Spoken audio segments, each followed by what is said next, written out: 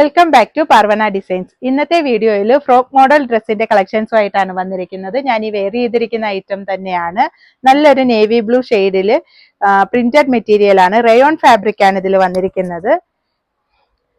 Elbow sleeve ആണ്. സ്ലീവിന്റെ എൻസിൽ ഇങ്ങനെ adjustable loop കൂടി വന്നിട്ടുണ്ട്.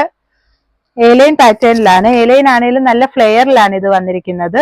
സൈഡ് പോക്കറ്റ് അറ്റാച്ച്ഡ് ആണ്. കോളർ നെക്ക് ആണ്.